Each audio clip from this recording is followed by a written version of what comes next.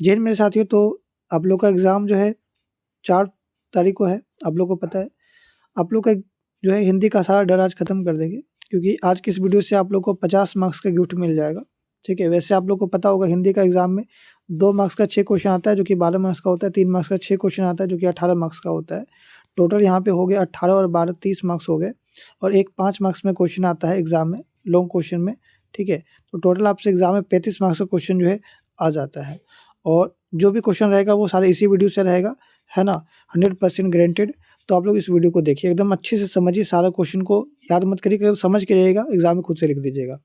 देखिए, पहला क्वेश्चन क्या है कि श्री ब्रजदुलारी जो है, ब्रज दुल्हा लिखा हुआ है यहाँ पे, किसके लिए प्रयोग किया गया है और उन्हें संसार जो है रूपी मंदिर का दीपक क्यों कहा जाता है? ध्यान रखिएगा, एग्ज़ाम में बहुत बार आया हुआ क्वेश्चन, आप लोग देख सकते हैं यहाँ पे, ठीक है, बोलने की ज़रूरत नहीं है। तो ये ध्यान रखिए, जो श्री ब्रजदुल्हा है वो श्री कृष्ण के लिए बोला गया, किसके लिए बोला गया? श्री कृष्ण के लिए, ये तो आपको याद हो गया, ठीक है ना। और उसके बाद उन्होंने इन्हें संसार जो है रूपी मंदिर का दीपक क्यों कहा है, तो इसको देख लीजिए कि उनके अनुसार श्री कृष्ण जी जो है क्या है, प्रकाशमान दीपक की भांति है, ठीक है, जो कि उजाले से जो है, जिन जो अपने उजाले से क्या करते हैं, संसार रूपी मंदिर का जो है अंधकार जो है क्या कर देते हैं, दूर कर देते हैं। और इसीलिए जो है आप समझ सकते हैं कि उनकी जो सौंदर्य है कि अनुपम छटा जो है सारे संसार को क्या कर देती है, मोहित कर देती है, ठीक है ना। इसे से आप लोग आंसर लिख दीजिएगा। और इसके बाद देखिए लक्ष्मण के स्वभाव की विशेषता लिखिए। लक्ष्मण जी के बारे में तो आप लोग जानते ही हैं कैसे है, ठीक है ना। तो बहुत ज़्यादा उग्र है, प्रचंड है, मतलब गुस्सा वाला, ठीक है ना, और जवाब तीखी बोलते हैं, तो लोगों को लगता है ना, ठीक है। नेक्स्ट क्या है यहाँ पे, ये व्यंग वचनों से जो है परशुराम को क्या करे थे, पीड़ित करे थे, मतलब बहुत ज़्यादा उनको गुस्सा आ रहा था, ठीक है ना। और अपने से बड़े जैसे कि गुरु हो गया, है ना, और व्यक्ति को भी भला बुरा करने में बाज नहीं आते। आप समझ सकते हैं, अपने से बड़ो हो या फिर चाहे क्यों ना गुरु हो, है ना, इन जैसे व्यक्ति को भी वो भला बुरा बोलने में संकोच बिल्कुल नहीं करते, ठीक है।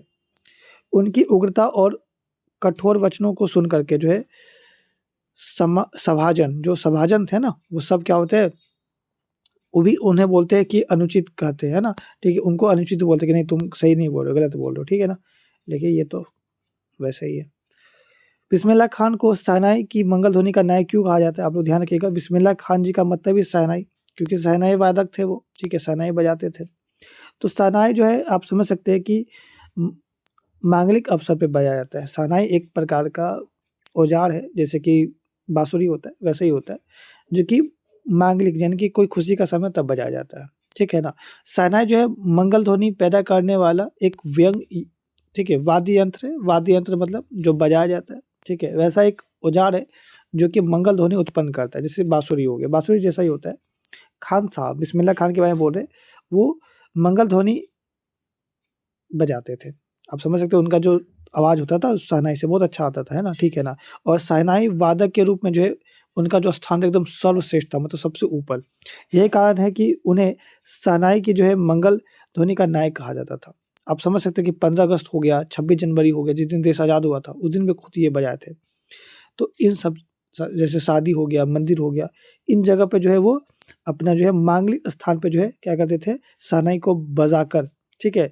और शहनाई के क्षेत्र में जो है उन्होंने बहुत ज़्यादा ही क्या करा है, तो शोहरत हासिल किया है, ठीक है ना? मतलब बोलते हैं ना बहुत ज़्यादा शोहरत हासिल करना, तो इन्हीं जैसे मंगल ध्वनि, ठीक है?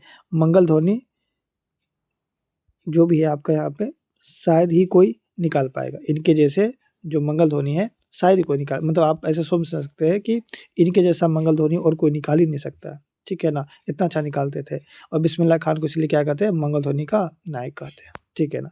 चलिए, अब आगे बात करते हैं, फसल को हाथ की गरिमा और महिमा कहकर जो है कवि क्या व्यक्त करना चाहते हैं?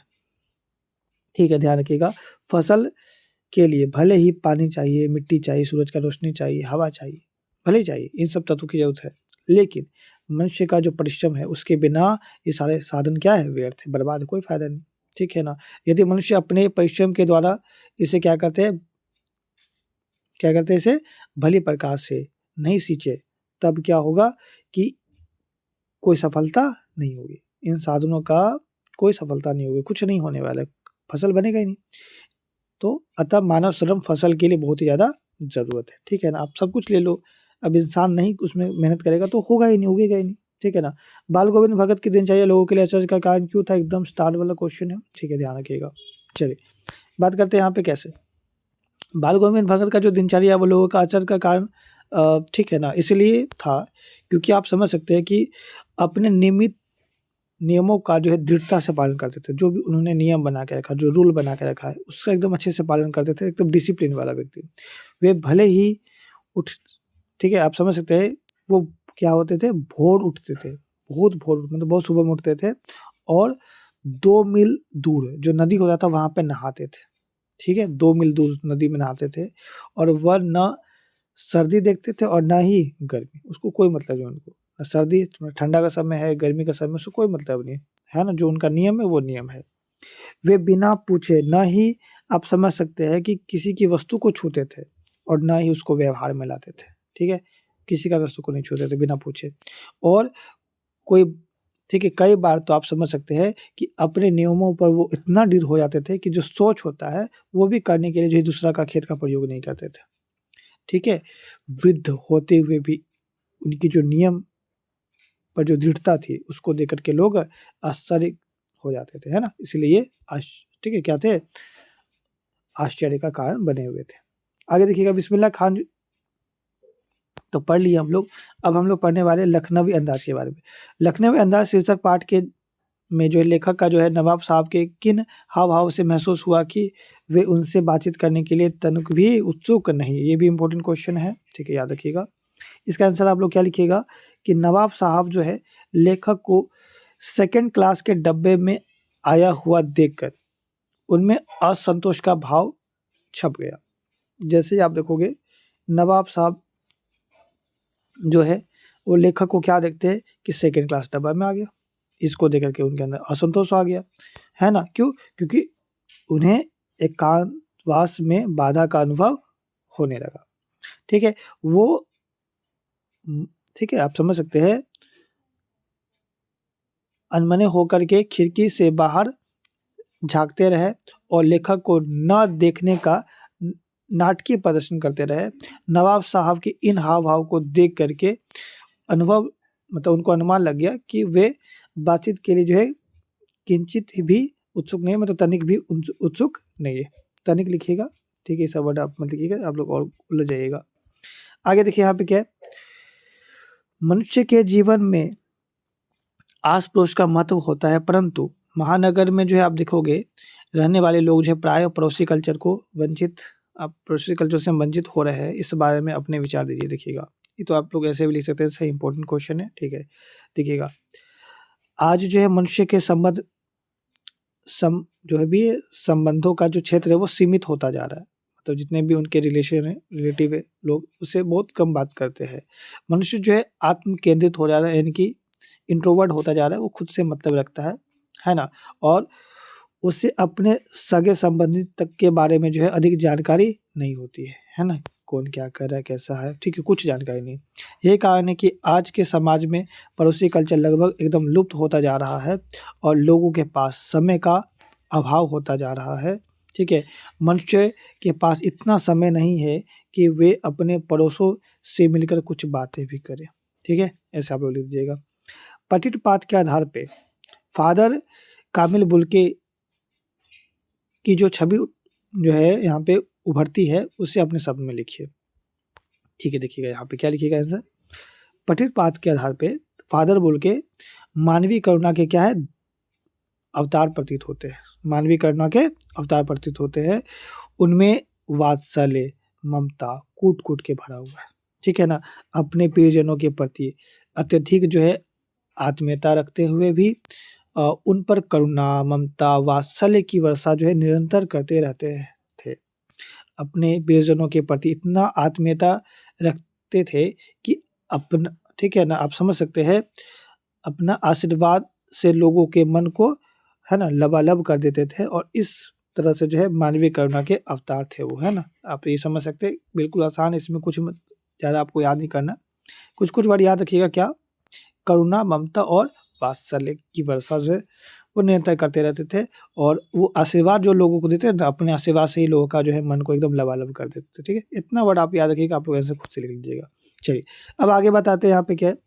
है ना, वह कौन सी घटना थी जिसके बारे में सुन पर जो है लेखक को जो है ना अपने कानों पे विश्वास हुआ ना ही अपने आँखों पर।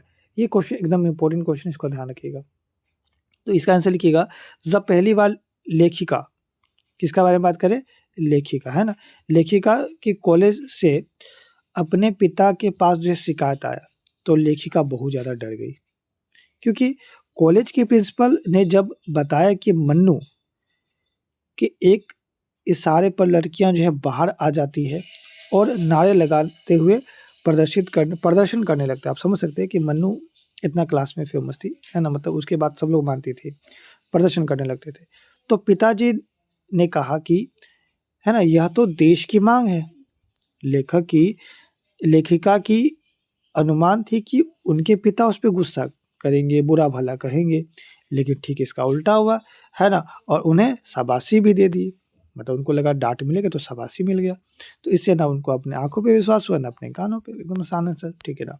चलिए आगे बात करते हैं यहाँ पे, इसका याद रखिएगा, देश की यह माँग है, और इसके बाद इससे उनके पिताजी उनको शाबाशी दिए, है ना, और उसको लग रहा था कि पापा गुस्सा करेंगे, लेकिन पापा एकदम, है ना, शाबाशी देते हैं, ठीक है ना, इस बात से ही।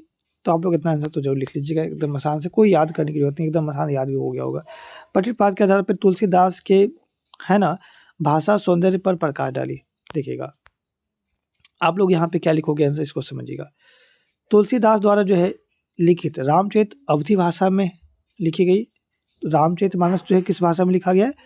अवधी भाषा में। याद रखिएगा, रामचरितमानस अवधी भाषा में लिखा गया है तुलसीदास के द्वारा, और इस काव्यांश में रामचरितमानस के बालकांड में ली गई है, ठीक है ना। आप समझ सकते हो यहाँ पे, इसमें जो है रामचरितमानस के बालकांड को लिया गया है, और इसमें अवधी भाषा का शुद्ध रूप से प्रयोग किया गया है।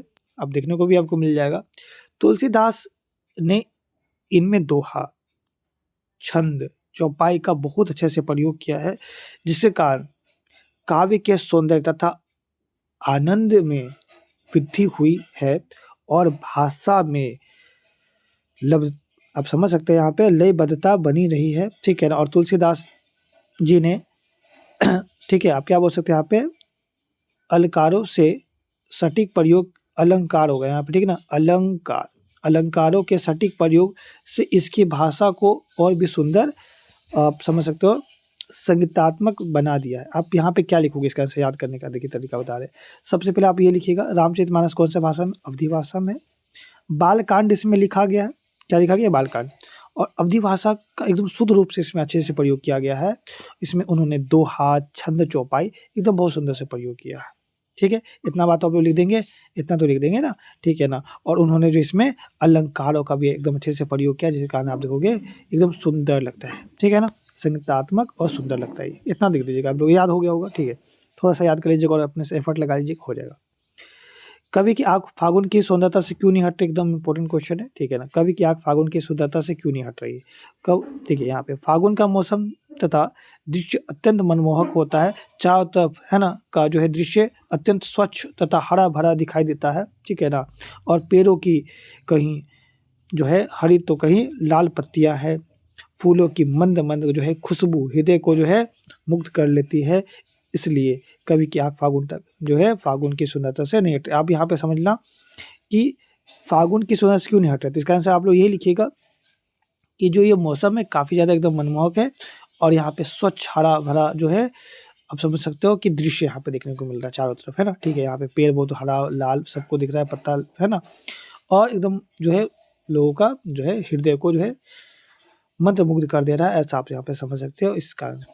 तो आप लोग लिख लेंगे, मोटा मोटा आंसर एकदम आसान आसान है, ठीक है, ज़्यादा कुछ है नहीं है।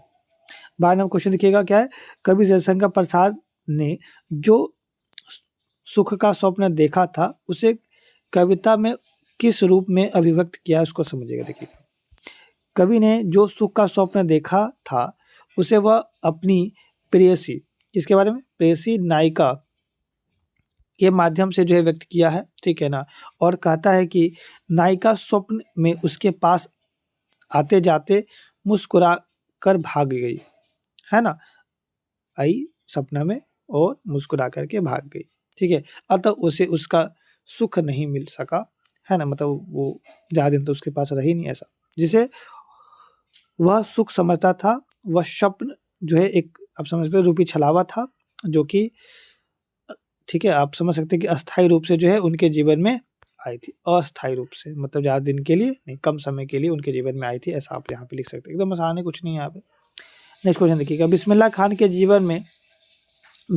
जीवन से जुड़ी उस घटनाओं का और व्यक्तित्वों का उल्लेख कीजिए जिन्होंने उनकी संगीत साधना को, ठीक है, संगीत साधना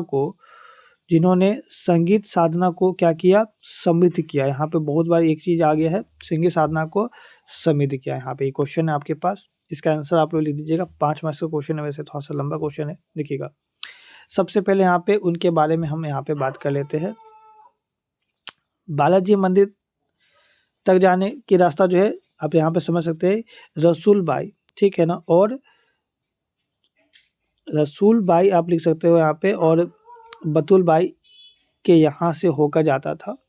इस रास्ते से कभी ठुमरी तो कभी टप्पे तो कभी दादरा की आवाज़ आती, ठीक है ना। और इन्हीं गायिका बहनों को सुनकर जो है उनके मन में संगीत की ललक जागी। ध्यान रखिएगा, जब वो बाला मंदिर जाते थे तो रास्ता में आप समझ सकते क्या कि रसूल बाई और ठीक है, बतुलन बाई के रास्ते से होकर गुजरते थे। और यहाँ पे ठुमरी तो टप्पी तो दादरा ये सब का आवाज़ सुनाई देता, इसी से उनके मन में क्या आया, संगीत का जो भी ललक आया। बिस्मिल्लाह खान जब सिर्फ 4 साल के थे तब छुपकर अपने नाना को शहनाई बजाते हुए सुनते थे, और रियाज के बाद जब उनके नाना उठ जाते थे तो वो नाना की शहनाई जो है ढूंढते थे और उन्हीं की तरह जो है शहनाई बजाना चाहते थे। 4 साल का लड़का, आप समझ सकते हैं, है ना। फिर से आप देखिए मामू जान, उनके मामू थे, कौन थे, अली बख्श खान। याद रखिएगा उनके मामू का नाम क्या था, अली बख्श खान। इंपॉर्टेंट क्वेश्चन है, अली बख्श खान जब शहनाई बजाते बजाते सम जाते थे, थक जाते थे, तो बिस्मिल्लाह खान, ठीक है, छड़ से एक पत्थर जमीन पर क्या करते थे, मार देते थे। इससे जो है उनको आप समझ सकते हैं कि मोटिवेट करना वैसा करते थे, है ना, तो वो फिर एक्टिव हो जाते थे, नहीं अच्छे बजाना है। बिस्मिल्लाह खान जो है, ठीक है, कुलसुम की कचौरी तलने की कला में भी संगीत का आरोह अवरोह देखा करते थे। मतलब आप समझ लो हर काम में वो संगीत को देखा करते थे। बचपन में वे बालाजी मंदिर का रोज शहनाई बजाते थे। बालाजी मंदिर पर जो है वो हर रोज जाते थे शहनाई बजाने के लिए, और इससे जो है शहनाई बजाने की जो है उसकी जो कला है वो दिन प्रतिदिन क्या हो निखरती है। तो आप समझना इनका जो बालाजी मंदिर है ना, यहीं से शहनाई बजाना शुरू हुआ, ठीक है ना। मामा जो आए थे अली बख्श खान, उनके साथ वो जाते थे शहनाई बजाने के लिए, ठीक है ना। अब यहाँ पे देखिएगा लेखिका मन्नू भंडारी के व्यक्तित्व पर जो है किन किन जो है व्यक्तियों का जो है किस रूप से जो है प्रभाव पड़ा उसके बारे में देखिएगा। इंपॉर्टेंट क्वेश्चन है, लेखिका के जो है व्यक्तित्व पर उनके माता पिता का प्रभाव पड़ा। माँ से उन्होंने सहनशीलता सीखी और पिता से जिद। अपने पिता से भी ही उन्होंने इस बात के लिए प्रोत्साहन मिला था कि रसोई की 4 दीवारी से निकल के बाहर की दुनिया के बारे में पता किया जाए। तो उनके पापा उन्हें मोटिवेट किए कि बाबू घर का 4 दीवारी छोड़ो और बाहर में जाओ, बाहर का दुनिया बहुत बड़ा है, ठीक है। बच्चे की दंत मुस्कान का जो है कवि के मन पर क्या प्रभाव पड़ा, इंपॉर्टेंट क्वेश्चन। बच्चे की दंतों मुस्कान का जो है कवि के मन पर बहुत गहरा प्रभाव पड़ा। वह उन्हें सुंदर और मोहक जो है मुख पर जो है छाई मनोहारी मुस्कान से जो है प्रसन्न, ठीक है, प्रसन्नता में उठा था, और उसे ऐसा लगता था कि वह, ठीक है, धूल धसीर चेहरा किसी तालाब, मतलब धूल धसीर चेहरा मतलब मिट्टी उट्टी लगा हुआ, ठीक है ना, चेहरा किसी तालाब में खिले सुंदर कमल के फूल के समान था, है ना, जो उसकी झोपड़ी में आ गया था, और कभी उसे एकटक देखता ही रह गया, और कभी को ऐसा लग रहा था कि मानो उसके, है ना, मुस्कान मृतक में भी जान डाल देगी। मृतक मतलब क्या, एक हताश और एक निराश व्यक्ति में भी जान डाल देगी। आप यहाँ पे इसका आंसर एकदम आसानी से लिखना क्या कि जो ये जो बच्चे की मुस्कान है वो कवि के मन में एकदम अच्छा से प्रभाव डाला, गहरा प्रभाव डाला, है ना। कवि मोहित हो गया, ठीक है ना। उसका जो मुख था, ठीक है, उसका जो छवि था वो उससे काफ़ी ज़्यादा प्रसन्नता मिली उसकी मुस्कान से कवि को, है ना। काफ़ी खुश हो गया कवि, है ना। वो बच्चा का जो एकदम धूल लगा हुआ जो चेहरा था, मानो उसको लग रहा था कि कोई जो सुंदर कमल तालाब में खिल उठा हो ऐसा। उसके झोपड़ी में जो है आ गया है वैसा, यहाँ पे आप समझ सकते हैं कि झोपड़ी में एकदम फूल उग गया है, तालाब वाला जो कमल का फूल होता है वो उग गया उसके झोपड़ी में, ठीक है ना। और वैसा बोलते हैं कवि का ऐसा एक टप देखते रहते हैं उसको, वो बोलते हैं कि भाई मेढक में भी ये जान डाल देगा ये लड़का, ठीक है, इसका मुस्कान। आगे देखिए, संगीतकार किन-किन रूपों में मुख्य गायक-गायिकाओं का सहायता करते हैं? संगीतकार, ठीक है ना, याद रखिएगा संगीतकार जो है इम्पोर्टेंट क्वेश्चन है, समझिएगा यहाँ पे। पहला, वे अपने आवाज़ और गूंज को जो है मुख्य गायक की जो है आवाज़ में मिलाकर जो है उनकी आवाज़ पर बल देते हैं। मतलब आप समझो कि किसी कोई बोल रहा है, मेन गायक है, तो पीछे में सपोर्ट होता है ना, तो सपोर्ट देने का काम करता है ये, ठीक है, संगीतकार। दूसरा नंबर, वे गायक द्वारा जो है कहीं गहरे चले जाने पर उसके जो अस्थायी पंक्ति होता है उसको पकड़े रखने में क्या करता है ये मदद करता है, पुनः वापस जो उसी मूल स्वर में ला देता है ये लोग, ठीक है ना। तो ये पीछे में कहीं अगर मान लो आप किसी और डायरेक्शन में जाए तो तुरंत ये रोक लेगा आपको, उसी डायरेक्शन में फिर ला देगा। तो ये होता है यहाँ पे। वे मुख्य गायक की जो है थकी हुई जो है जो टूटती-बिखरती आवाज़ होता है उसको बल देता है। मतलब कोई गायक है बहुत देर से गा रहा है तो क्या थक जाता है, तो उसमें ये हेल्प कर देता है थोड़ा-सा, है ना, बीच में एकदम अपने से पीछे से आवाज़ दे देता है, जिससे थोड़ा-सा वो रेस्ट भी कर लेता है और जो मनोरंजन है वो मनोरंजन चलते रहता है ना, और उन्हें अकेला का भी फ़ील नहीं होता है, ठीक है ना? और कभी बिखरने नहीं देता उन्हें, ठीक है? तो यहाँ पे अकेले पढ़ने नहीं देता, बिखरने नहीं देता, आप यहाँ पे समझो सपोर्ट करने का काम करता है। आप लोग खुद से आंसर लिख लोगे इसका।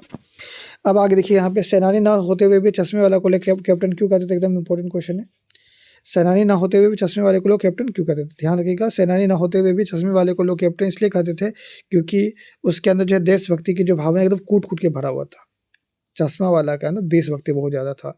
वह स्वतंत्रता आंदोलन में भाग लेने वाला सेनानी का बहुत ही ज़्यादा सम्मान करता था।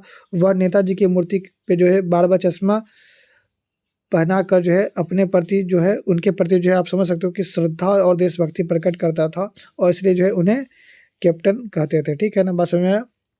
मतलब नेताजी के आप समझ सकते हैं मूर्ति पे जो चश्मा नहीं रहता तो उनको अच्छा नहीं लगता था, ठीक है ऐसा।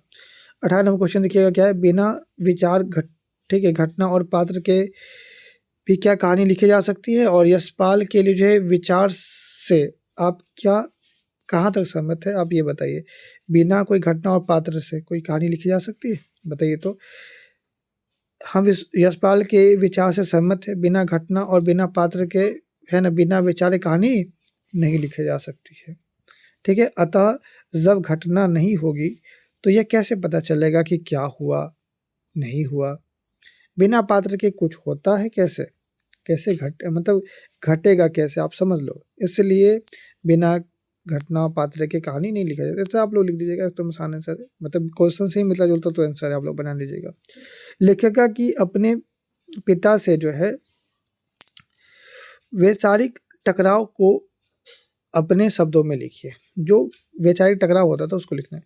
तो लेखिका मन्नू भंडारी जी अपने पिता से जो है वैचारिक टकराव था, मतलब हमेशा टकराहट होते रहता था। लेखिका के पिता जो है स्त्री की जो है शिक्षा के विरोधी नहीं थे, परंतु वे स्त्रियों के द्वारा जो है चार दीवारी के अंदर ही सीमित रखना चाहते थे। मतलब उनका कहना था कि पढ़ाई करो लेकिन घर से बाहर मत निकलो। परंतु लेखिका खुले विचार की महिला थी। लेखिका के पिता लड़की की शादी जल्दी करने के पक्ष में थे, लेकिन लेखिका जो है आप समझ सकते हैं कि जीवन की आकांक्षाओं को पूरा, मतलब उनका जो इच्छा था उसको पूरा करना चाहते थे। लेखिका का स्वतंत्र संग्राम में जो है भाग लेकर के भाषण देना उनके पिता को पसंद नहीं आया, ठीक है, इस बात को याद रखिएगा। इसके बाद हम बात करते हैं 20 नंबर क्वेश्चन में क्या है कि एक कहानी यह भी पाठ का क्या संदेश है, आप यहाँ पे समझिएगा। इसमें आपको ये बताया गया है कि स्वतंत्रता आंदोलन में भाग लेने का अधिकार केवल पुरुषों को नहीं बल्कि महिलाओं को भी है। इसमें यह भी संदेश मिलता है कि आंदोलन के मार्ग पर बड़े बूढ़े भी बाधक बन सकते हैं, ठीक है, लेकिन आंदोलनकारी को अपने मार्ग पर आगे बढ़ते रहना चाहिए, है ना, हम अपनी परंपराओं और पूर्वज से नहीं कट सकते, ठीक है ना। किसी न किसी रूप में वे हमारे व्यक्तित्व को अवश्य प्रभावित करते हैं। तो ध्यान रखिएगा, बहुत लोग आपको आएँगे यहाँ पे गिराने के लिए, लेकिन आपको आगे बढ़ना है। वही यहाँ पे बताया गया है, स्वतंत्रता आंदोलन के बारे में बताया गया है, ठीक है। बहुत लोग रोकने आएगा, लेकिन हमें आगे डट के लड़ना है। वैसा खेती-बाड़ी से जुड़े जो है गृहस्थ बाल गोविंद भगत अपने किन चारित्र जो है इनके जो चारित्रिक विचार थे उनके बारे में उनके कारण जो लोग साधु कहते थे उनको, है ना, वो साधु कहलाते थे, आपको बताना है। देखिएगा पहला नंबर, ये इंपॉर्टेंट क्वेश्चन है वैसे। कबीर के आदर्श पर चलते थे, उन्हीं के गीत गाते थे, ठीक, बाल गोविंद भगत के बारे में है। दूसरा नंबर, कभी झूठ नहीं बोलते थे, खरा व्यवहार के थे, जो बोलना एकदम सामने बोल देते थे, ठीक है ना। नेक्स्ट क्या है, किसी से भी दो टूक बात करने में संकोच नहीं करते थे, मतलब ऐसा नहीं कि कोई अनजाना है तो बात नहीं करेंगे, बात कर लेते थे। ना किसी से झगड़ा करते थे, किसी की चीज़ छूते हुए नहीं थे, और ना व्यवहार में लाते थे। ये बात तो आपको पहले ही बता दी है, ठीक है। और कुछ क्षेत्र में पैदा होता था तो सिर पर लाद कर उसे कबीर पंथ मठ में जाकर ले जाते थे, और जो भी भेंट में मिलता था वो बस रख लेते थे, ठीक है। आप समझ लो कि कोई इंसान क्यों दान करेगा, ये सीधा जो भी उत्पादन की सीधा ले जाते थे, कबीर मठ में दे देते थे। अब जो मिलेगा प्रसाद में ले लेंगे, सोचिए, ऐसे थे। और उनमें कोई लालच बिल्कुल भी नहीं था। अब यहाँ समझ लो इनके अंदर लालच था ही नहीं, ठीक है। नेक्स्ट क्वेश्चन देखिए क्या है यहाँ पे, सुशीलवादियों से क्या अभिप्राय है, ध्यान रखिएगा। फूंक कर बजाए जाने वाला वाद्य को क्या कहते हैं हम लोग, सुशील वाद्य कहते हैं, जो फूंक कर बजाए। जैसे शहनाई क्या एक सुशील वाद्य है, जो मधुर स्वर मतलब उत्पन्न करता था, ठीक है ना, अच्छा वाद्य उत्पन्न करता था, और फूंक कर बजाया जाता था ये वाला, है ना, ठीक है ना। जिसके स्वर में इतनी मधुर हो, मतलब समझ लो कि इसका स्वर बहुत मधुर होता था। शहनाई में समस्त राग जो है रागनियों को आकर्षित सुर में बांध जा सकता है, ठीक है। और इसलिए शहनाई की तुलना में जो है अन्य कोई जो है सुशील वाद्य नहीं टकराता, है ना, या टिकता, जो भी आप बोल लीजिए। शहनाई को सुशील वाद्य के शाह की उपाधि दी गई है ना, सुशीलवादी की शाह की उपाधि दी गई है ना, ठीक है। यहाँ ध्यान रखिएगा ये वाला वर्ड, ठीक है, क्योंकि आप समझ लो कि शहनाई के आगे कोई आवाज़ टिक ही नहीं सकता है, क्योंकि शहनाई की आवाज़ बहुत सुंदर था। इतना ही आप लिखिएगा ना कि शहनाई जो है बहुत सुंदर है, उसमें मतलब सुशील किसे कहते हैं, ध्यान रखिएगा, जो फूंक के बजाया जाता है उसके सुशील कहते हैं। और शहनाई का जो आवाज़ है बहुत मधुर था, इसकी आवाज़ के सामने कोई और जो है सुशील मतलब वाद्य नहीं टिक सकता है, इसीलिए शहनाई को क्या कहते हैं, शहनाई का जो आवाज़ है इतना सुंदर था कि लोगों को आकर्षित कर लेता था, और इसके सामने कोई भी आवाज़ नहीं टिकता था, इसीलिए इसे सुशील वाद्य के शाह की उपाधि मिली हुई है, ठीक है ना, इसको याद रखिएगा। आपके विचार से भोलानाथ अपने साथियों को देखकर जो है सिसकना क्यों भूल जाते थे, तो याद रखिएगा उसे अपने मित्र मंडली के साथ जो क्रीड़ा करना बहुत अच्छा लगता था, कोई भी बच्चा को अच्छा ही लगता है। मित्र मंडली है ना, उसके हर खेल व ठीक है हुड़दंग के साथी थे, ठीक है ना, और उसके साथ सब कुछ वो भूल जाते थे। गुरुजी द्वारा गुस्सा करने पर वह अपने पिता की गोद में रोने लगते थे, ठीक है, बिलखने लगते थे, गुरुजी गुस्सा करते थे, परंतु अपने मित्र को मज़ा करते देख करके वो स्वयं को रोक नहीं पाते थे, कोई भी बच्चा नहीं रोक पाएगा ना, ठीक है, और उनके साथ खेलने चले जाते थे, है ना। और मार भी पड़ी, ठीक है, मार भी पड़ी, खेल की कीड़ा के आगे कुछ नहीं लगती उन्हें, है ना, मतलब उनको चोट भी लगा है, कोई मारे भी गुरुजी, तो फिर भी उनको कोई टेंशन नहीं, खेलने चल गए तो एकदम सारा चीज़ भुला देते थे। इसलिए रोना भूल कर वो जो है दोबारा अपने मित्र मंडली के साथ जो है खेलने का मज़ा उठाने लगते थे। तो सिंपल है, तो आप लोग का ही एकदम नेचर है, सिंपल है इसके पास, ठीक है।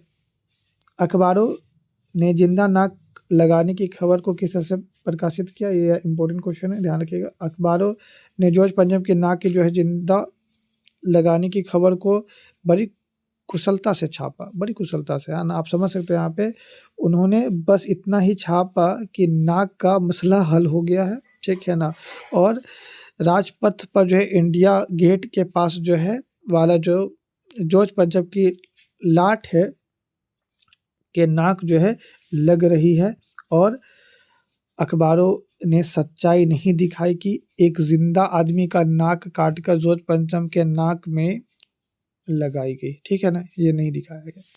अब आगे देखिएगा यहाँ पे क्या कहा जा रहा है 25 नंबर में कि हर चंद्रिका में छपी एक रात कृष्णा है, इस पंक्ति का आशय स्पष्ट करिए। देखिएगा इंपॉर्टेंट क्वेश्चन है, हर चंद्रमा में छिपी एक रात कृष्णा है पंक्ति के माध्यम से कवि जो है हमें यह बताना चाहते हैं कि जिस प्रकार हर चांदनी के बाद क्या होता है, अमावस्या की रात अवश्य आती है, ठीक उसी प्रकार है ना ठीक उसी प्रकार मानव जीवन में भी सुख के बाद दुख आना निश्चित है, और अतः मनुष्य को सुख के बाद दुख सहने के लिए जो है तैयार रहना चाहिए। एकदम इम्पोर्टेंट क्वेश्चन है, इतना आसान, एकदम मस्त, ठीक है। देखिए क्या है, जब एक शिक्षा प्रणाली है ना, मतलब तब की शिक्षा प्रणाली और अब की शिक्षा प्रणाली में क्या अंतर है, ये आपसे पूछा गया। एकदम इम्पोर्टेंट क्वेश्चन देख सकते हैं आप लोग। तो ध्यान रखिएगा, पहले की शिक्षा प्रणाली और आज की शिक्षा प्रणाली में बहुत आपको अंतर दिख जाएगा, बहुत परिवर्तन मिल जाएगा। तब की शिक्षा प्रणाली में क्या था, स्त्री को जो है शिक्षा से वंचित रखा जाता था। पहले की शिक्षा प्राप्त करने के लिए जो है आपको गुरुकुल जाना पड़ता था, विद्यालय नहीं गुरुकुल जाना पड़ता था। परंतु आज की शिक्षा में बिल्कुल उलट है, आपको विद्यालय जाना पड़ता है। पहले शिक्षा एक वर्ग तक सीमित था, लेकिन आज तो है किसी जाति किसी भी वर्ग के लोग जो है शिक्षा प्रदान प्राप्त कर सकते हैं, ठीक है ना। आज जो है स्त्री पुरुष दोनों को शिक्षा मिलता है, कोई अंतर नहीं होता है यहाँ पे। तो ऐसे आप लोग लिख पाएंगे आंसर, ठीक है ना। लखनवी अंदाज पाठ का जो है संदेश लिखिए आप लोग। यहाँ पे देखिएगा, लखनवी अंदाज जो है नामक पाठ के जो है माध्यम से जो है लेखक का यह संदेश देना चाहते हैं, लेखक यह संदेश देना चाहता है कि हमें अपना व्यवहार दृष्टिकोण विस्तृत करते हुए, ठीक है, दिखावेपन से दूर रहना चाहिए। हमें क्या करना चाहिए, दिखावेपन से दूर रहना चाहिए, और हमें वर्तमान के जो है कठोर यथार्थ का सामना करना चाहिए। मतलब जो भी परिस्थिति है, कठोर परिस्थिति, उसका सामना करना चाहिए, और काल्पनिकता को छोड़ करके वास्तविकता को अपनाना चाहिए। भविष्य में नहीं ज़्यादा जीना चाहिए, जो प्रेजेंट में है उस पर ध्यान दीजिए, जो हमारे व्यवहार और आचरण में भी दिखना चाहिए, ठीक है। तब अगर आप कुछ सोच रहे हो तो वो आपको आप इम्प्लीमेंट भी तो करो उसको, वही है। नेक्स्ट क्वेश्चन देखिए कि शहनाई की दुनिया में जो है डुमराव को क्यों याद किया जाता है, क्योंकि आप समझ सकते हो क्योंकि यहीं पे जो है वो बैठ के क्या करते थे, नए नए राग इन्वेंट करते थे, ठीक है ना। देखिएगा, मशहूर जो है शहनाई बिस्मिल्लाह खान का जन्म जो है डुमराव, कहाँ पे, डुमराव गांव में हुआ था। याद रखिएगा, यहाँ पे डुमराव गांव होगा, डुमराव गांव में हुआ था, ठीक ना। और उनके अलावा शहनाई बजाने के लिए जो है रीड का प्रयोग होता था, और रीड अंदर से जो है क्या होता था, पोली होता था, जिसके सहायता से जो है शहनाई को फेंका जाता था, ठीक है। सहारे मतलब जिसके सहारे जो है शहनाई को फेंका जाता है, और रोड जो है नरकट से बनाया जाता, किससे बनाया जाता, रोड नरकट से बनाया जाता था, जो डुमराव में मुख्य था, ठीक है। क्या होता था यहाँ पे, सोन नदी के किनारे पाया जाता था। रोड नरकट जो है, रोड नरकट से बनता था, और नरकट कहाँ मिलता था, तो डुमराव में ही मिलता था। सोन नदी कहाँ पे, सोन नदी के किनारे मिलता था, और इसलिए आप देखोगे डुमराव का बहुत महत्व है, ठीक है। तो आप क्या समझे यहाँ पे, इस बात को यहाँ पे याद रखिएगा कि शहनाई जो है बहुत सुंदर आवाज़ निकलता है। बिस्मिल्लाह खान का जन्म डुमराव में हुआ था, ठीक। इसके बाद जो भी यहाँ पे शहनाई बजाते थे तो वो रीड का प्रयोग करते थे, और रीड के अंदर पोली होता था, है ना। और ये जो है कैसे बनता था, तो रीड जो है एक नरकट से बनाया जाता था, और नरकट यहीं पे पाया जाता था, डुमराव नदी के पास, इसीलिए इसका महत्व है, ठीक है। नेक्स्ट क्वेश्चन देखिए, फादर की उपस्थिति जो है देवदार की छाया जैसा क्यों लगती थी। तो देवदार के वृक्ष जो है आकार में लंबे चौड़े थे, छायादार भी था। फादर बुल्के का व्यक्तित्व भी ठीक ऐसा ही है, ठीक है। लोगों को एकदम छाया मिलता था, खुशी मिलता था। जिस प्रकार देवदार का वृक्ष जो है होने के कारण लोगों को छाया दे करके शीतलता प्रदान करता था, ठीक उसी प्रकार फादर बुल्के अपने शरण में आए लोगों को आश्रय देते थे, दुख के समय में जो है सांत्वना देते थे, है ना, और अपने वचन द्वारा जो है लोगों को शीतलता प्रदान करते थे, ठीक है। याद रखिएगा, इंपॉर्टेंट क्वेश्चन है, ठीक है। नेक्स्ट क्वेश्चन यहाँ पे देखिएगा, गंतोक को मेहनत का बादशाह का शहर क्यों गया था, एकदम इंपॉर्टेंट क्वेश्चन है। गंतोक को मेहनत का, ठीक है। मेहनतकश बादशाह का सर क्यों कहा जाता है, याद रखिएगा यहाँ पे गंतों को मेहनतकश बादशाह का सर इसलिए कहा जाता है क्योंकि यहाँ के जो लोग होते हैं बहुत मेहनती होते हैं और उनकी जो है मेहनत ही है जिसके वजह से जो है आज भी गंतोक अपने पुराने स्वरूप में कायम है। पहाड़ी क्षेत्र के कारण जो है पहाड़ों को काट कर रास्ता बनाना पड़ता है और पत्थर पर बैठकर औरतें पत्थर तोड़ती है ना, और अपने हाथों में कुदाली व हथौड़ी लेते है ना होते हुए, ठीक है। आप समझ सकते हो इनके हाथ में कुदाली हथौड़ी होता है, महिलाओं के हाथ में कईयों की पीठ पे जो है बंधी टोकरी में बच्चे बंधे होते हैं, है ना, और वे काम करते रहते हैं, ठीक है। हरे भरे जो है बागानों में युवाओं बोक है ना पहने चाय की पत्तियां तोड़ते हैं, तो पीछे में जो बोक पहनते हैं ना वही है बेक, जो भी आप बोल लीजिए बोक है ना, पीछे में जो लटका के चाय की पत्ती तोड़ते हैं। बच्चे भी अपने माँ के साथ काम करते हैं और यहाँ जो है आप समझ लो जीवन बेहतर कठिन है, बहुत कठिन है और यहाँ के लोग ने इन कठिनाइयों के बावजूद भी जो है शहर के हर पल को खूबसूरत बना दिया है, ठीक है ना। तो यहाँ पे इसीलिए यहाँ पे मेहनतकश बादशाह का शहर इसको बोला क्योंकि यहाँ के लोग मेहनती होते हैं बहुत ज़्यादा। अब आगे देखिए, माता काचा शीर्षक की जो है उपस्थित है ना उपयुक्तता बताते हुए कोई अन्य शीर्षक सुझाइए, ठीक है। तो इसके आंसर आप लोग लिखिएगा माता का आंचल में, ठीक है ना। देखिएगा लेखक ने इस कहानी का नाम जो है माता का आंचल जो है लिखा है। इस कहानी में माँ की आंचल की जो है सार्थकता को समझाने का प्रयास किया गया है और भोलेनाथ को अपने माता पिता दोनों से बहुत ज़्यादा है ना प्रेम मिलता है, ठीक है ना। और उनका जो है दिन पिता की छत्र छाया में शुरू होता है और पिता उसकी जो है हर क्रीड़ा में सदैव साथ रहते हैं, हर खेल में साथ रहते हैं। विपदा होने पर जो है रक्षा भी करते हैं, परंतु जब वह सांप को देखकर डर जाते हैं तो वह पिता के छत्र छाया के स्थान पे माता का गोद में छुपना, ठीक है, ही प्रेम व शांति का अनुभव उनको मिलता है, ठीक है ना। माता उसके भय से जो है दूर भगाते हैं, मतलब भय को दूर करते हैं ना, उसके दुख से सुखी में बदलते हैं ना, ठीक है। अब आप देख लो उसके आंसू से खिन्न है, ठीक है, और वह अपने पुत्र की जो है पीड़ा को देख करके अपनी जो है शुद्ध बुद्ध खो देती है और वह मतलब परेशान हो जाती है काफ़ी ज़्यादा।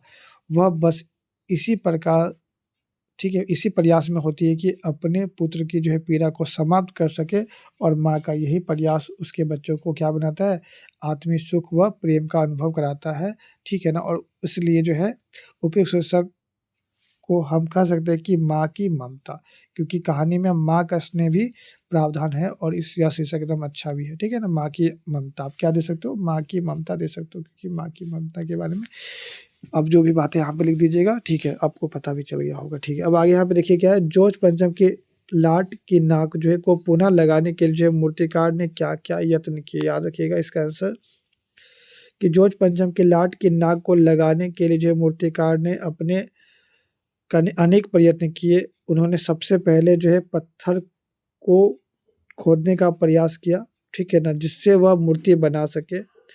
उसके लिए पहले उसने सरकारी फाइलें ढूंढवाई, फिर भारत के सभी पहाड़ों और पत्थर की जो है खानों का दौरा किया।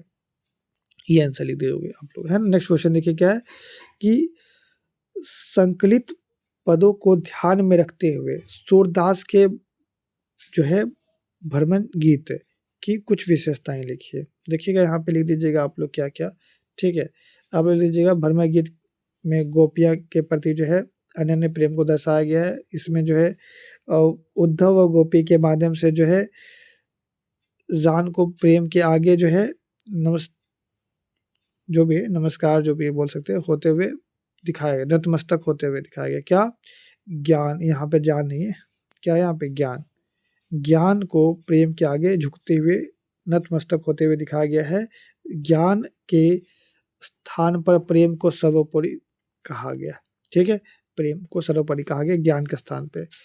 भ्रमर गीत में गोपियों द्वारा जो है व्यंग्यात्मक भाषा का प्रयोग किया गया है। यहाँ पे भ्रमर गीत में ब्रज भाषा की जो है कोमलता, ठीक है ना, पदावली का प्रयोग हुआ है, यह मधुर और सरस है, ठीक है।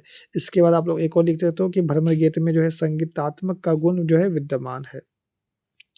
नेक्स्ट क्वेश्चन देख लो क्या है, फसल कविता के आधार पे फसल के आवश्यक तत्व में कौन कौन से हैं। आप लोग यहाँ पे ये बात तो आप लोग जानते होंगे, क्या, लोगों का परिश्रम, पानी, मिट्टी और सूरज की किरण, ठीक है, और हवा, ठीक है, ये तो आपको पहले ही बता दिए थे। भोलेनाथ और उनके साथी के खेल खेल की सामग्री अपने खेल की सामग्री से किस प्रकार भिन्न है। तो आप सिंपल जान लो कि वो लोग मिट्टी पत्थर है ना, इन चीज़ों से खेला करते थे। और हम लोग में क्या है, कि हम लोग गेम खेलते हैं, कंप्यूटर गेम खेलते हैं, जो कि काफ़ी बहुत महंगा होता था। उनको तो पैसा भी नहीं लगता था, हमें तो पैसा भी लगता था, उन्हें मूल्य खर्च नहीं करना पड़ता था, है ना, बिना मूल्य खर्च करे वो खेल लेते थे। ठीक है, तो इस प्रकार आप लोग लिख सकते हो, ये एकदम आंसर आसान है, ठीक है, आराम से कर लोगे आप लोग। चलिए नेक्स्ट क्वेश्चन देखिए यहाँ पे क्या है, इसमें कहा जा रहा है क्या, सरकारी तंत्र में जोज पंचम के नाक लगने को लेकर के जो है, जो चिंता व बदहवासी दिखाई गई है, वह उसकी किस प्रकार जो है मानसिक को दर्शाता है। ठीक है ना, किस प्रकार की मानसिकता को दर्शाता है। इसका आंसर लिखिएगा, सरकारी तंत्र में जोज पंचम के नाक लगने को लेकर के एक चिंता और बदहवासी दिखाई देता है। ठीक है, उससे उसके जो है गुलाम मानसिकता का बोध होता है। गुलाम मानसिकता मतलब गुलाम ही रहना चाहता है उसके। इससे पता चलता है कि वे आज़ादी होकर भी जो अंग्रेज के गुलाम है, और उन्हें अपने उस अतिथि की जो है नाक बहुत मूल्यवान प्रतीत होती है, जो कि भारत को गुलाम बनाया था, अपमानित किया था, है ना। वह नहीं चाहते थे कि वे जॉर्ज पंचम जैसे लोगों के जो है कारनामों को उजागर करके अपनी जो है नाराज़गी प्रकट करे। वे उन्हें अभी सम्मान देकर अपनी गुलामी पर जो है मोहर लगाए रखना चाहते थे। आप सोच लो, ठीक है। आगे देखिएगा, कभी, ये एकदम इम्पोर्टेंट क्वेश्चन है, बहुत इंपॉर्टेंट, स्टार बना लीजिए। कभी श्वेत पताका तो कभी रंगीन पताका जो है फहराना अलग अलग अवसर पे संकेत देता है। यहाँ पे क्या आप समझ लो कि कभी रंगीन तो कभी सफ़ेद पताका फहराया जाता है। क्यों? सफ़ेद पताका जो है, ध्यान रखिएगा, शांति और अहिंसा का प्रतीक है। इन पर मंत्र लिखे हुए होते हैं। यदि किसी बुद्धिस्ट की मृत्यु हो जाती है तो, है ना, आत्मा की शांति के लिए 108 श्वेत पताकाएं फहराई जाती है। कई बार किसी नए कार्य की आरंभ हो तो वहाँ पे रंगीन पताका फहराई जाती है, यानी कि शोक या नए कार्य की शुभारंभ की ओर संकेत करता है। अगर कोई नया कार्य शुरू करे तो रंगीन पताका, शोक का अवसर है तो सफ़ेद पताका। ठीक है, इसको ध्यान रखिएगा। पठित पाठ के आधार पर जो है बाल गोविंद भगत के मधुर गायन की विशेषताएं लिखिए। तो यहाँ पे आप लोग लिख दोगे, बाल गोविंद भगत के गीतों के एक विशेष प्रकार के जो है आकर्षण होता था, है ना। खेतों में जब वे गाना गाते थे तो स्त्रियां के होठ जो है गुनगुनाए लगते थे, ठीक है, चलने लगते थे। गर्मी के सामने जो है उसके गीत जो है वातावरण में शीतलता भर देते थे। जब वे अपनी मंडली, जो भी उनके जो ग्रुप थे, ठीक है, उसको साथ जब बैठते थे तो आप समझ लो वहाँ पे जो उनके द्वारा जो है गाए गए जो पद होते थे उसको मंडली जो है दोहराए करते थे, और उनका मन उनके तन पर जो है हावी हो जाता था, और मन के भाव शरीर के माध्यम से प्रकट हो जाते थे, और वे नाचने झूमने लगते थे, मतलब काफ़ी ज़्यादा उसमें खो जाते थे। इसके बाद आप तो देख लो यहाँ पे क्या है, पाठ में आए उन ठीक है प्रसंगों का उल्लेख कीजिए जिससे फादर बोल के है वो हिंदी प्रेम प्रकट हुआ है। मतलब आप समझ लो हिंदी के प्रति प्रेम प्रकट हुआ है, वो आपको बताना है। तो फादर बोल के ने पहला अंग्रेजी हिंदी शब्दकोश जो है तैयार किया, मतलब एक डायरी आप समझ लो, डिक्शनरी होता है वैसे इंग्लिश का हिंदी। वे हिंदी को राष्ट्रभाषा बनाना चाहते थे। वे यहाँ के लोगों की हिंदी के प्रति जो है दाक्षिण्यता देख करके जो है वो क्रोधित हो जाते थे, और वह इन प्रसंगों से पता चलता है कि हिंदी के वो कितने प्रेमी थे। ठीक है, आप समझ लो यहाँ पे कि हिंदी को वो राष्ट्रभाषा बनाए जाते थे, और यहाँ के लोग जो हिंदी को लेकर के जो उदास थे उससे काफ़ी ज़्यादा उसको गुस्सा आता था कि भाई हिंदी इतना अच्छा है, गुस्सा क्यों उदास होते हो, हिंदी ये है वो, तो उनको अच्छा नहीं लगता था ये चीज़ें, है ना। तो आप समझते, इससे हमें पता चलता था कि वो हिंदी को कितने पसंद करते थे। काशी में हो रहे कौन से परिवर्तन बिस्मिल्लाह खान को जो है व्यथित कर रहे थे। एकदम इम्पोर्टेंट क्वेश्चन है, ध्यान रखिएगा यहाँ पे क्या आंसर हो जाएगा। काशी में जो है जो परंपराएं जो लुप्त हो रही थी संगीत को लेकर के, साहित्य को लेकर के, है ना, धीरे धीरे कम हो रहा था। इस चीज़ को लेकर के आप देखोगे अब काशी से जो है धर्म की जो है प्रतिष्ठा जो है लुप्त होते जा रही है। वो हिंदू मुस्लिम में पहले जैसा जो है भाईचारा नहीं रहा। पहले काशी खान पान की चीज़ों के लिए जो है बहुत ज़्यादा फेमस था, परंतु अब जो है ये सब चीज़ें बदल रहा है। तो काशी के जो ये सब चीज़ें लुप्त जो हो रहा है परंपरा, इसको लेकर के काफ़ी ज़्यादा बिस्मिल्लाह खान दुखित है। ठीक है, याद रखिएगा। 41 क्वेश्चन क्या है कि गोपियों के वाक्यों के आधार पर जो है ज्ञानी उद्धव को परास्त कर दिया, उसके वाक्यों की विशेषता लिखिए। एकदम इंपॉर्टेंट क्वेश्चन है। तो याद रखिएगा यहाँ पे कि वाक चातुर की विशेषता लिखना है। गोपी के क्या बोलते हैं वो लोग, है ना, ठीक है, तानों द्वारा पहला ताना देते हैं, तर्क ठीक है, क्षमता द्वारा, फिर से व्यंग करते हैं। देखिएगा पहले ताना क्या देते हैं, क्या देते हैं समझिएगा। गोपी द्वारा जो है अपने तानों द्वारा जो चुप कराया जाता है, वो ताना देकर चुप करा देते हैं। उद्धव के पास उनका कोई जवाब नहीं होता है, ठीक है ना, वे कृष्ण तक को ताना दे देते हैं, कुछ नहीं सोचते। तर्क क्षमता देखिए यहाँ पे गोपी ने अपनी बात पूर्ण ढंग से कही है। वह स्थान स्थान पर जो है तर्क देकर जो है उद्धव को निरुक्त कर देते थे, हरा देते थे, है ना, तर्क करके, ठीक है ना। तर्क वितर्क जो होता है ना, नहीं ऐसा नहीं, ऐसा होगा वैसे। व्यंग करके गोपी में व्यंग करने की जो है बहुत अच्छा क्षमता था। वे अपने व्यंग बाणों द्वारा जो है उद्धव को जो है घायल कर देते थे और उद्धव को जो है भाग्यवान बताना उसका उपहास जो है उड़ाना था। ठीक है, अब आगे देखिएगा यहाँ पे क्या तीखे प्रहार जो है द्वारा जो है गोपी ने जो है तीखे प्रहार से जो है तीखे प्रहार द्वारा यहाँ पे लिखिएगा डेस दीजिएगा, ठीक है ना। गोपी ने तीखे प्रहारों द्वारा जो है उद्धव को बहुत ज़्यादा प्रताड़ित दी है, ठीक है ना, प्रताड़ना दी है। ये एकदम इंपॉर्टेंट क्वेश्चन है 42 नंबर। स्मृति को पाथेय बनाने से जो है कवि का क्या आशय, याद रखिएगा। स्मृति को पाथेय बनाने से यहाँ पे क्या बताया गया देखिएगा। एक तरह से पाथेय मतलब संबल हो गया, सहारा, सहारा याद रखिएगा, सहारा, ठीक है ना। तो कवि के जो हृदय में जो अभी आप देख लोगे कि जो प्रेमिका के प्रति जो प्रेम भाव था वो यादें में थे, है ना, ठीक है। और यादें ही जो है उनके जीवन की जो आधार बनी हुई थी और जिन्हें वह न तो औरों के सामने प्रकट करना चाहते थे और न ही स्मृति रूपी सहारों को अपने से दूर करना चाहते थे, ठीक है ना। और कवि के मन में जो है छिपी जो है मधुर स्मृति उसे दुख का, ठीक है, सुखों का आधार थी। मतलब आप समझ लो कि उसी चीज़ को याद करके जो है वो बस सुख होते थे, है ना। वो किसी को बताना भी नहीं चाहते थे और उसको भुलाना भी नहीं चाहते थे वो चीज़ें। आगे देखिए यहाँ पे गोपी जो है किन किन उदाहरण से जो है उद्धव को उलाहने दिए, मतलब एक तरह से समझिएगा तो उद्धव को जो है समझाए थे कि बाबू चल जाओ यहाँ से, कोई फायदा नहीं है। गोपी के निम्नलिखित यहाँ पे आप समझ लो क्या क्या है। कमल के पत्ते जो नदी में जल में रहते हुए भी जो है क्या होते हैं, जल के प्रभाव से मुक्त होते हैं। मतलब कमल का पत्ता है जो कि नदी में रहते हैं, जल में रहते हैं, लेकिन जल इसके ऊपर नहीं आता है। वही बोले कि तुम बेटा तुम कृष्ण जी के साथ रहता लेकिन तुमको कृष्ण जी से प्रेम ही नहीं हुआ। दूसरा क्वेश्चन, दूसरा पॉइंट क्या लिखिएगा। जल के मध्य रही जो है तेल की मटकी जिस पर पानी की एक बूंद भी नहीं टिकती है। अब समझ लो तेल का एक मटकी रख दो, पानी एक बूंद भी नहीं टिकेगा इसमें। वही है ककड़ी, कड़वी ककड़ी जो खा ली जाए तो गले के नीचे नहीं उतरती, वही है ना, ठीक है। प्रेम रूपी जो है नदी में पाँव डुबाकर भी उद्धव जो है प्रेम से वंचित है। मतलब यहाँ पे सिंपल सी उद्धव को एकदम पूरा डाटा जा रहा है। फिर आगे देखिए यहाँ पे क्या है 44 नंबर। चांदनी रात की सुंदरता को कभी जो है देव के किन किन रूपों में देखा गया है, इसको समझिएगा। चांदनी रात की सुंदरता को कभी देव निम्नलिखित रूपों में देखा गया, क्या क्या।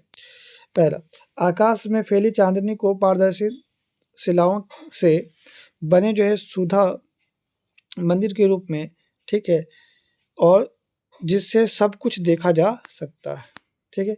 इसमें आप लोग देख लो क्या है दूसरा नंबर, ठीक है, एक में यहाँ पे दिखा देता है, हाँ ठीक है जी। दूसरा नंबर में आप लोग यहाँ पे क्या समझोगे कि सफ़ेद दही में उमड़ते समुद्र के रूप में। थर्ड नंबर आप लोग यहाँ पे देख लो क्या कि ऐसी फर्श जिस पर दूध का झाग फैला है, ठीक है, झाग ही झाग फैला है। नेक्स्ट क्या है, आसमान को स्वच्छ निर्मल दर्पण के रूप में, है ना, उन्होंने बताया, ठीक है। छाया मत छूना, इंपॉर्टेंट क्वेश्चन है, छाया मत छूना कविता के, ठीक है ना, कविता में व्यक्त दुख के कारणों को स्पष्ट कीजिए। तो छाया मत छूना कविता के माध्यम से जो है कवि यह कहना चाहता है कि जीवन में सुख दुख दोनों आते रहते हैं, ठीक है? तो बीते हुए समय को जो है सुख और ठीक है, जो भी सुख है को याद करके वर्तमान के दुख को बढ़ा लेना अनुचित है। यदि मतलब आप मान लो कि अभी आप दुखी में हो, तो आप पहले का सुख को याद करें, पहले कितना अच्छा था, तो और दुखी हो रहे हो ना आप, तो वर्तमान का दुख को मत बढ़ाओ, सुख को याद करके, ऐसा बताने जा रहे हैं। कवि के अनुसार हमें जो है वर्तमान में जीना चाहिए, अतीत के सुख दुख को हमें याद नहीं करना चाहिए ताकि हमारा वर्तमान खराब ना हो, ठीक है? और इसी चीज़ के लिए यहाँ पे जो है बोला जा रहा है कि जो भी चीज़ें उसको भूल जाओ और आगे जो है प्रेजेंट का देखो, ऐसा यहाँ पे कवि का कहना है, ठीक है ना? अब आगे यहाँ पे देखिएगा, कन्यादान में माँ बेटी को क्या सीख देती है, एकदम इम्पोर्टेंट क्वेश्चन है। देखिए जहाँ स्टार बना एग्जाम में आ जाएगा क्वेश्चन, याद रखिएगा, एग्जाम में ही आ जाएगा, ठीक है? देखिएगा, तो माँ क्या क्या सीख देते हैं उसको देखिएगा। माँ ने अपनी बेटी को समझाया कि सुंदरता पर गर्व न करना, ठीक है? दूसरा नंबर, माँ ने ये समझाया क्या कि अपनी बेटी को दुख पीत, ठीक है? 1 मिनट रुकिएगा, यहाँ पे कोई कॉल आ रहा है, ठीक है? इसको देख लेते हैं, ठीक ना? तो यहाँ पे आप लोग क्या देख लिए कि जो भी है, ठीक है? पहली बात कि अपना सुंदरता पे गर्व मत करना और अपनी बेटी को दुख पीत होकर के जो है आत्महत्या न करने की सीख दी। ऐसा नहीं कि दुख हो जाएगा, बहुत ज़्यादा दुख तो आत्महत्या वगैरह मत करना, ठीक है ना? नेक्स्ट क्या देते हैं कि माँ ने बेटी को जो है संपत्ति के आकर्षण से दूर रहने के लिए सलाह दी कि पैसा के पीछे मत भागना। छाया मत छूना कविता का क्या संदेश है, यहाँ पे देखिए कि छाया मत छूना, उसमें यह कहा गया है कि सुख दुख दोनों आते रहते हैं, ठीक है ना? तो हमें जो है क्या करना चाहिए, बीते हुए जो है सुख को याद करके वर्तमान, ये तो आपको बता ही दिए, तो इसको हटा दीजिए, ये तो बार-बार एक ही चीज़ से आ गया, ठीक है ना? नेक्स्ट क्वेश्चन क्या है यहाँ पे देखिएगा आप लोग कि उत्साह कविता का जो शीर्षक जो है उत्साह क्यों रखा गया, ध्यान रखिएगा। यह भी आपको बताए थे कि कवि जो है क्रांति लाने के लिए जो है क्या करता है, उत्साहित करने चाहता है। क्रांति लाने के लोगों को क्या करना चाहता है, उत्साहित करना चाहता है और बादल की गर्जन लोगों के मन में जो है उत्साह भर देता है, बादल की गर्जन मन में उत्साह भर देता है और वह संसार को नई प्रेरणा और जीवन प्रदान करने की क्षमता रखता है। इसलिए जो है बादल के विशेष गुण के आधार पर जो है कवि जो है क्या रखे, उत्साह रखे, ठीक है? कि बादल जब गरजता है तो लोगों में क्या भर देता है, उत्साह भर देता है कि नहीं, है ना? हमें लड़ना है, ठीक है? परशुराम की क्रोध करने पर जो है लक्ष्मण के धनुष के टूट जाने पे जो है कौन-कौन से तर्क दिए, देखिएगा यहाँ पे लक्ष्मण ने धनुष टूट जाने पे कौन-कौन से तर्क दिए, ठीक है ना? ध्यान रखिएगा यहाँ पे क्या है, पहला नंबर कि हमें तो यह असाधारण शिव धनुष जो है साधारण धनुष की बात ही लगा, हमें तो लगा कि ये तो साधारण धनुष है। आप जैसे बताओगे कि ये तो असाधारण धनुष है, नहीं, हमें तो लगा साधारण धनुष है। दूसरा नंबर क्या कि श्री राम को तो ये धनुष नए धनुष के समान लगा कि नया धनुष है, लेकिन पुराना निकला तो हम क्या कर सकते हैं? श्री राम ने तो धनुष को तोड़ा नहीं, बस छुआ था और धनुष टूट गया, इसमें हम क्या कर सकते हैं? ठीक है, ये सारी बातें यहाँ पे बताए गए। नेक्स्ट क्वेश्चन यहाँ पे नेक्स्ट पॉइंट देख लीजिए क्या है, इस धनुष को तोड़ते हुए जो है उन्होंने किसी लाभ व हानि की तो विषय बारे में सोचा ही नहीं कि हमको कोई फ़ायदा होगा या नुकसान होगा, ठीक है ना? और उन्होंने ऐसा जो है अनेक धनुष को बचपन में ही जो है यूँ ही तोड़ा है, तो इसमें ठीक है, कोई सोचकर जो है इसमें क्यों एक ऐसा थोड़ी ना कि आश्चर्य वाली बात है ना? बचपन में तो हमने बहुत सारे धनुष तोड़ा है, ठीक है ना ऐसे। तो इस तरह से क्या हुआ है यहाँ पे, ये आपका जो है पूरा हिंदी जो है खत्म हो गया है और एग्ज़ाम में इससे ज़्यादा क्वेश्चन नहीं आने वाला है। आप देख लो यहाँ पे आपका टोटल जो 35 मार्क्स का जो क्वेश्चन है वो इसी से आएगा, है ना? और एक 5 मार्क्स का जो क्वेश्चन है वो ज़्यादातर आपका जो है, जो गणितों वाला जो क्वेश्चन बताया आपको उसी से आता है, तो उसको अच्छे से पढ़ लीजिएगा, ठीक है ना? और इसके बाद जो है आप लोग का यहाँ पे हम तो बोले 50 मार्क्स गिफ्ट, तो 2 वीडियो आप लोग का यहाँ पे अपलोड है, आप लोग देख लो, है ना? जो कि आप लोग का पहले ही हम अपलोड कर दिए, ग्रामर का और एक निबंध का, पत्र का, तो उसको देख लीजिए, आपका टोटल 50 मार्क्स हो गया खत्म, ठीक है? इससे ज़्यादा क्वेश्चन एग्ज़ाम में कुछ नहीं आता, एकदम अच्छे से पढ़िए और एग्ज़ाम में आइए 4 के, ठीक है ना? चलिए, जल्दी मिलेंगे नेक्स्ट वीडियो, तब तक जय हिंद, जय भारत।